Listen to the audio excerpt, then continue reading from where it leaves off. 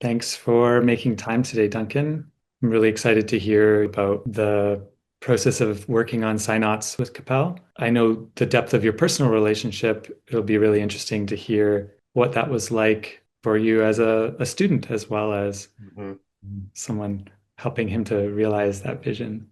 So I'm wondering if you can talk about how this project started. Yeah, that's a great question. I mean, Capel would often tell these amazing stories of his childhood or journey or as a teaching tool. So he'd often share those at meal times. And at some point, he started to talk about, I think I should write this down. I think I should create something that gives people a kind of map and example. And he didn't want to just write a biography. And then somehow he came up with this amazing idea of this sort of science fiction semi-autobiography. I said, "Hey, Dunk, I want you to read something." And he didn't want to make it too personal a story, but he also wanted to make it a real story of how a being is born and grows through awakening. So he came up with this ingenious idea of um, an alien or an alien consciousness on the planet being reborn and going through the process of learning and awakening. I had a big science fiction background as a most of my life, and particularly as a younger man and teenager, I devoured science fiction. So he would come to me with sort of science fiction questions like, how are we going to frame the aliens, or how will I sort of bring in the teachings, or how are we going to sort of tell that story? I love thinking about those things, and it brought back all my science fiction knowledge. So Yeah. and so I grew organically from there. So you mentioned that the first thing you think of when you think of Capel isn't or wasn't necessarily him as a writer. It's a personal one-on-one teacher or two groups, and that alive in the moment um, training and teaching. And at the same time, like you say, it's pretty obvious he was also a really talented writer. How did you see Capel evolve as a writer through the process from your vantage point? Qapel was incredibly eloquent, like in his teachings, and I was experiencing that mostly as verbal, and like you say, the one-on-one teachings.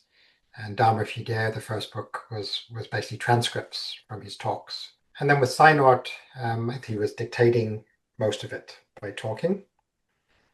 So he was often calling me. He said, "Hey, Doug, my headphones aren't working," or something. So I was often involved, just helping getting the technical setup. So in that sense, he was telling the stories almost like he was telling them at a mealtime or as a teaching in a teaching class. And something about it just flowed really smoothly. And he would just get very high quality, pithy, to the point, alive writing with fairly little editing, actually. So going back to the science fiction elements, so the victory protocols, this framing that goes through the book and all three books, um, that was that an element that he had right off the bat, or were you privy to see how that evolved? Yeah, that's a great question. Capel came up with the idea of, yeah, I want the pure teachings in there, and they don't fit into the exactly to the story. If it's as a baby or a young child, the character itself can't formulate deep points. So it was a lovely way of really summarizing and bringing out the depth teachings with these little pithy um, one-liners or a couple of liners of on karma or dharma or conditioning or womb or awakening. That was a big part of the discussions on the book. How is this going to be sort of packaged in terms of, is it first person or third person, and where do the victory protocols come in and things like that.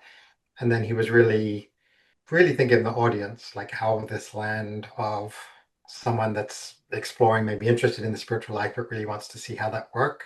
So a lot of his thought as a writer was I guess skill and means, how to really tell the stories and present it in a way that led people on. One interesting thing I found is that when I would read copy, I would often kind of say, "Oh, I'm not sure if this bit's so clear, or maybe that needs to be unpacked a little bit." And he would often kind of say, "Well, I don't want it too explicit. Um, like it's good that people ponder and work on it a little bit." And Jessica became a very interesting foil for him because she's very much a heart of exploration and personal growth and learning, and not an explicit Dharma student. Um, so the process of writing the book became a real dialogue and teaching exploration with Jessica of what landed for her and what kind of sparked that sense of exploration in her. So that was fascinating to see how that wove into the writing and editing process. Yeah, beautiful. I'm wondering, what do you think will resonate most with readers? Qapel would often ask me during the writing, do you think anyone other than students would read this? And what I always said, if I had found this as a young man, it would have blown my mind. Like I would so like to have read this. So I think, people out there are seeking, and then people that read science fiction, for example, they're really looking often for, I think, something new and beyond the horizon and what's different and where is things going.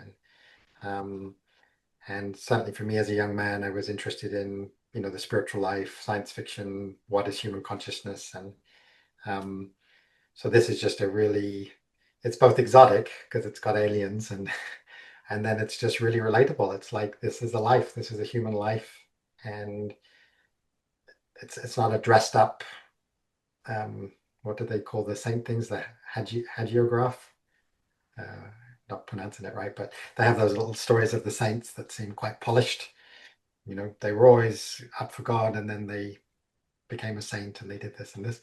This is just really, this is a life. This is all the mess and the normalcy of life. Um, but it was full of this mystery and the alien and awakening. And so I think just the relatable human story and that inspirational over the horizon science fiction, I think that would just, I hope that would really land with people, particularly younger people that are, science fiction and spiritual seekers looking for something.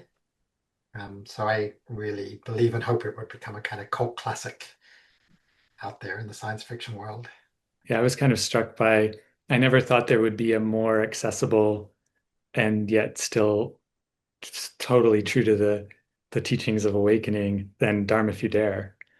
And yet here, reading the novel and realizing like, wow, it's just as true to pointing at the path and even more accessible. Yeah, I think what Capel hoped would be that what would resonate and land for people is this is possible. That the human consciousness is amazing, that awakening is possible, and feel that kind of excitement and inspiration. Yeah, not just feeling, oh, this is a mundane world, but really feeling the preciousness and amazingness of human life. So I think that was one thing he wanted to land, and the alien science fiction structure of it, I think, brings that mystery and inspiration.